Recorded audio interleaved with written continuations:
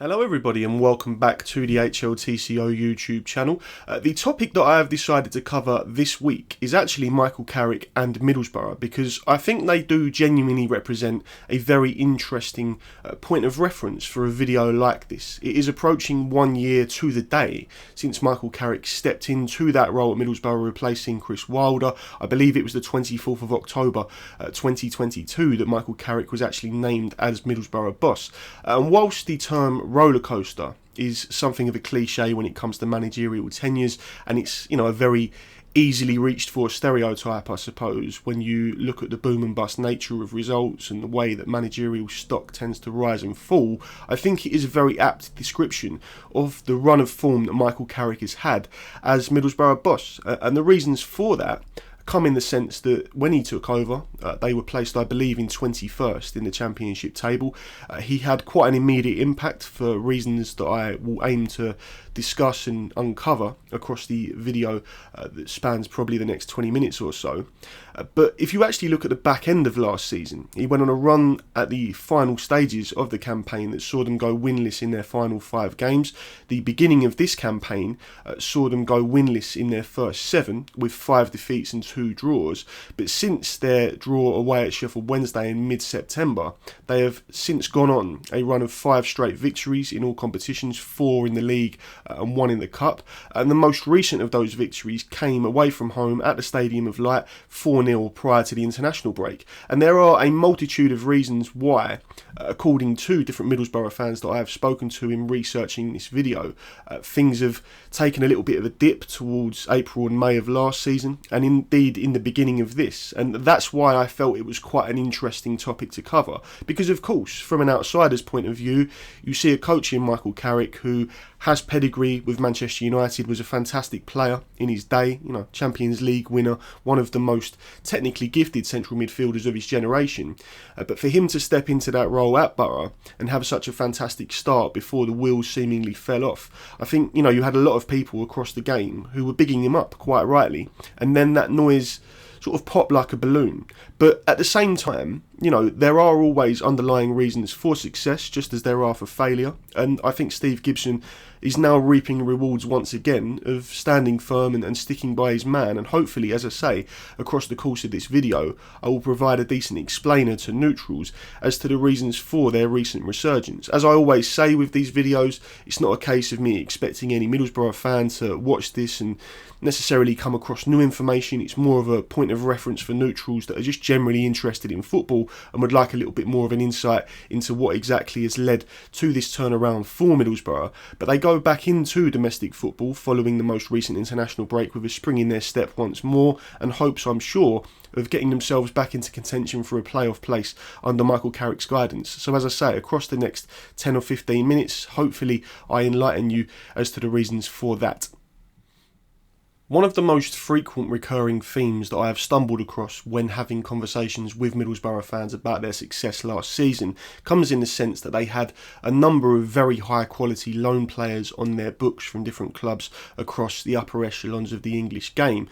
In Cameron Archer and Aaron Ramsey, you had 2 real difference makers that came in on temporary deals. Zach Steffen in between the sticks was a goalkeeper who had incredible technical ability with his feet and really allowed Michael Carrick to get across a tactical ideology that concerned itself with maintaining the ball, building from the back and making sure that you did have a fluid system in place at Middlesbrough throughout the 22-23 season. And in Ryan Giles, you potentially had the biggest difference maker, because as much as he is by trade a left back, pretty much every Middlesbrough fan I spoke to made a point of referencing how easily he used to get forward and create overloads in the attacking third on the left hand side for Boro under Michael Carrick, with the tactical setup that he implemented as part of the Middlesbrough ethos, shall we say, seeing the right back Tommy Smith coming across into the back 4 a little bit more tightly, making it a back 3 and therefore allowing them to have a greater degree of defensive solidarity even with Ryan Giles bombing up the pitch. So when you do have 4 huge players in on loan across a single season, it stands to reason that you would struggle to adapt to the new campaign. You throw in Chuba Akpom, a player who was on absolute flames last season in the final third for Middlesbrough. I believe he got 29 goals in all competitions. He has since earned a move to Ajax.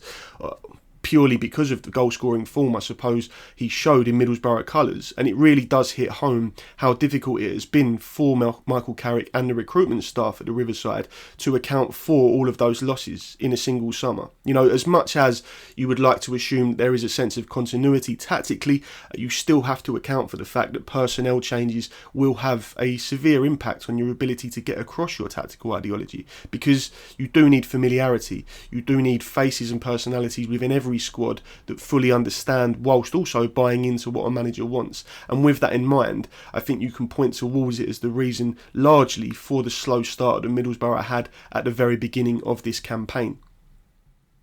When looking at the tactical setup adopted by Michael Carrick since stepping into the role at the Riverside, it's quite clear that he has made significant changes to the system that was adopted by Chris Wilder immediately prior to Michael Carrick's arrival in the North East. Chris Wilder had gone primarily with a 3-5-2 system at Boro, and if you look at what Michael Carrick has done, it primarily has been a 4-2-3-1, with, as I say, Ryan Giles on loan being a huge attacking outlet down the left-hand side for them pretty much throughout the season just gone. One player who I didn't mention initially, who I feel deserves some degree of spotlight when it comes to the success of that attacking setup, is Riley McGree, the 24-year-old Australian. He was huge last season for Michael Carrick and Middlesbrough collectively in making sure that their attacks were sustained, given the fact that he was operating primarily on the left-hand side. When Ryan Giles would get forward, Riley McGree would be afforded tactical freedom to drift inside and create overloads all over the final third.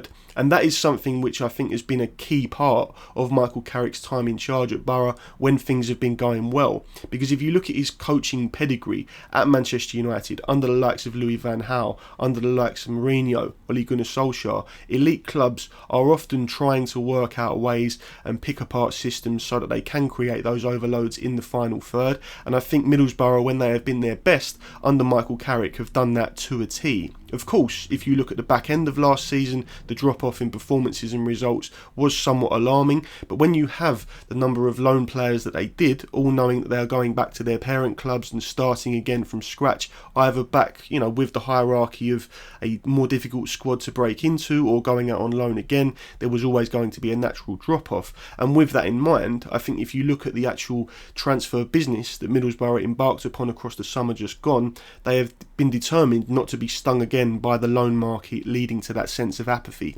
And in a minute, I am going to go through the 12 arrivals that Middlesbrough have had across the summer just gone. I think once you've heard that and, picked apart all of those different players that have come in, you will realise that there was always going to be a quite steep learning curve for them and a period of adjustment. And maybe the first 7 or so league games have been exactly that for Michael Carrick and co. But with his work on the training ground no doubt starting to sink in, I think you can expect a relatively sizable uptick in terms of their performances and indeed results going towards Christmas from now. One thing that I do think is important to highlight before I go on to give you the list of the 12 players that have come into Middlesbrough across this summer just gone is there have been 2 or 3 different people that have taken little pop shots at me online about the fact that occasionally I will turn to my left with videos like this and read directly from my computer screen. They feel it's a lack of professionalism, that I should just have it all memorised, that it lacks production value. But for me, my main real interest with videos like this is making sure that you are given as solid an insight into a different football club that you may not, be across as possible. And with that in mind, 12 players coming into a football club that isn't my own across a single summer, I would far rather give you accurate facts, figures, ages, the club they've come in from, etc., rather than trying to memorise it all and do a half-assed job. And with that in mind, I just wanted to caveat it a little bit before I do turn to my left, because I'm aware that there will always be trolls, people that want to take pot shots, and if that is the case, then so be it, come at me. But as I say, I would rather just nail my colours to the mast there and let you know that with this, I am going to look at my computer screen and make sure that I do get everything spot on for you when it comes to Middlesbrough's summer business. So with that in mind, you've got Emmanuel Latte Laff, a centre forward. I believe it's Laff. I could be wrong in terms of the pronunciation there. Don't Paul Merson me for it. A 24-year-old that has come in from Atalanta for a fee of €5 million, according to transfermarket.co.uk. Following him, Seny Dieng, a 28-year-old goalkeeper, came in from QPR over the summer, €2.3 million. I think we can all agree that despite 28 being a little bit on the more aged side for a footballer, goalkeepers are a slightly different beast, and you don't really come into your prime until your sort of late 20s, early 30s anyway. You've got Lucas Engel, a left back, 24, for Silkeborg in Denmark, €1.75 million. Tom Glover, a goalkeeper, 25, from Melbourne City. That was a free transfer. Jamie Jones, another goalkeeper, 34, free transfer. Alex Gilbert, a player that arrived from Brentford, 21 years old, on a free transfer. Then you've got Morgan Rogers, a player that came in, left winger, 20 years old, from Manchester City's under-21 setup. Alex Bangura, a left back, 24 years old, from Camber in the Netherlands. Rav Vandenberg from PEC Zwolle, 18 years old, centre back.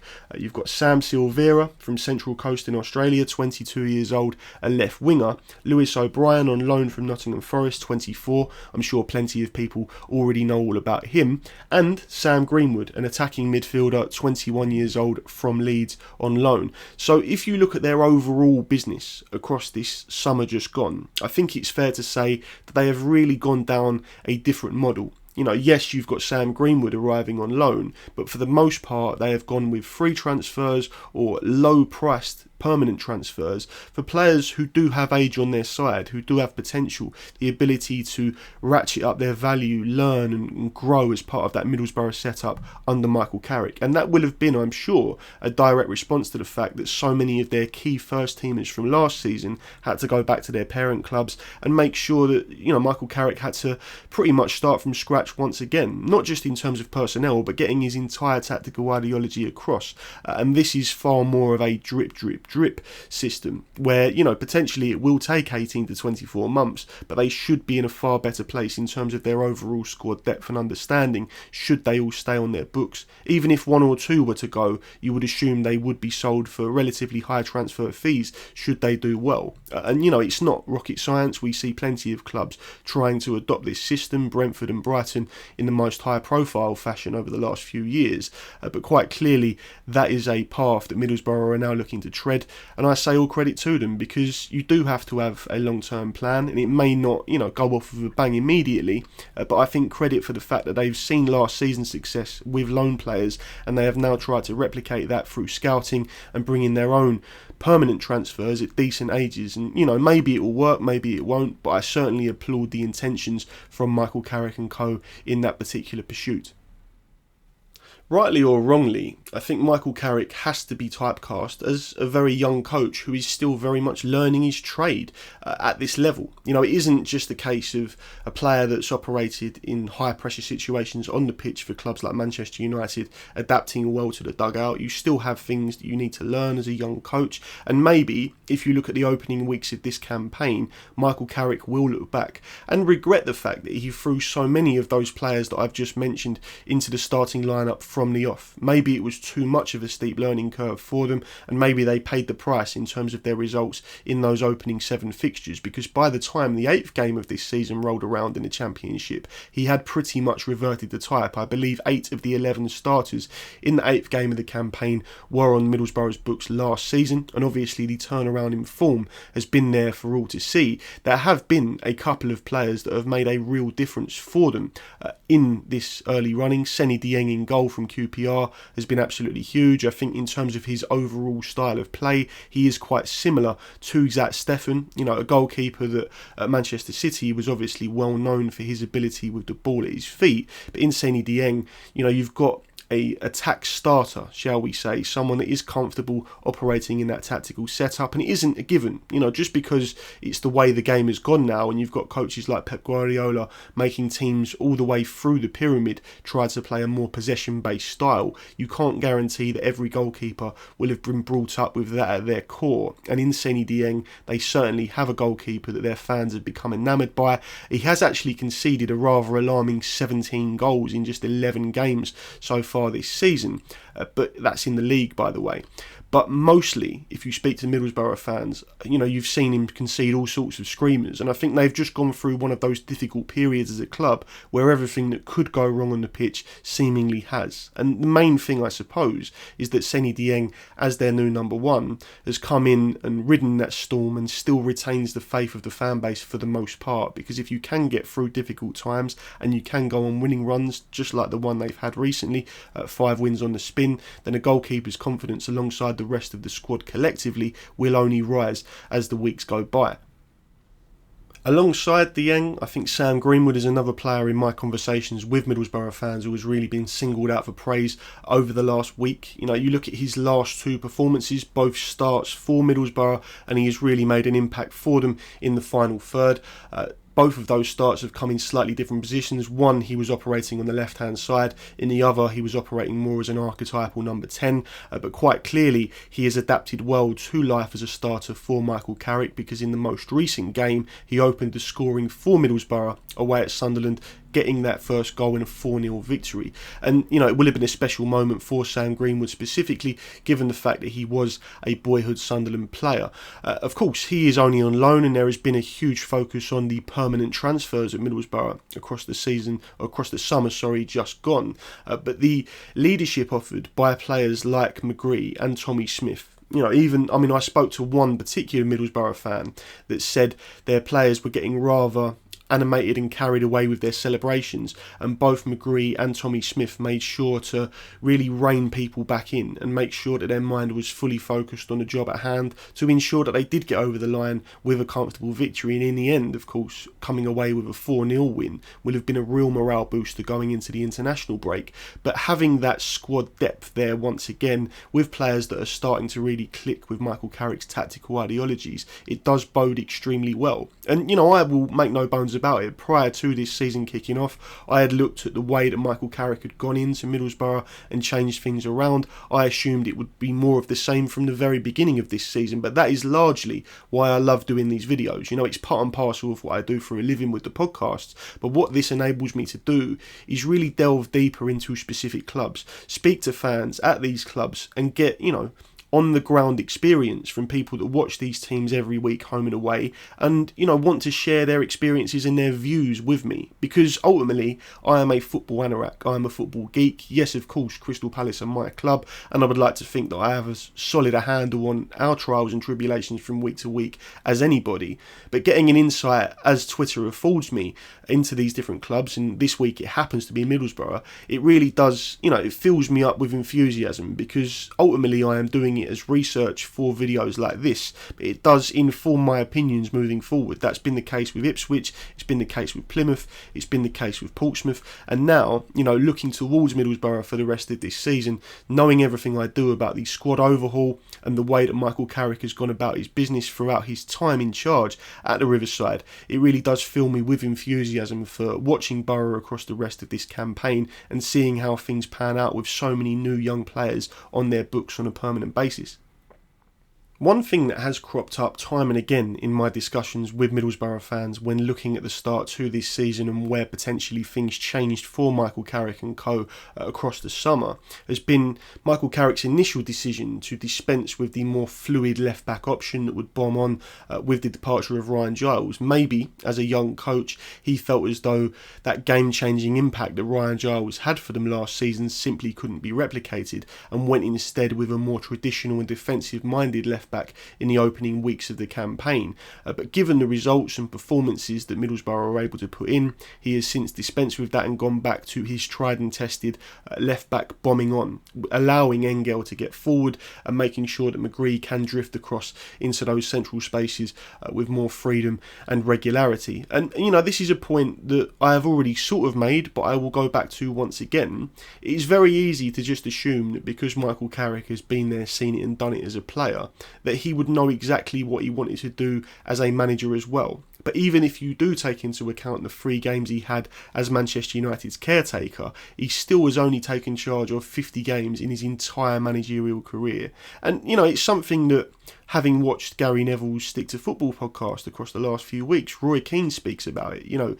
As a coach, he was learning his trade at Sunderland and Ipswich. And I think people can quite quickly write off, the learning curve that any former player goes through when they do get a job, particularly in high-profile fashion, because you see the Lampards, the Gerrards, the Roy Keanes, the Michael Carricks. Yes, they are catapulted into these roles with more prominence because of their previous standing as a player, but that doesn't mean they know it all, and maybe they would be better off starting at the bottom of the pyramid and working their way up.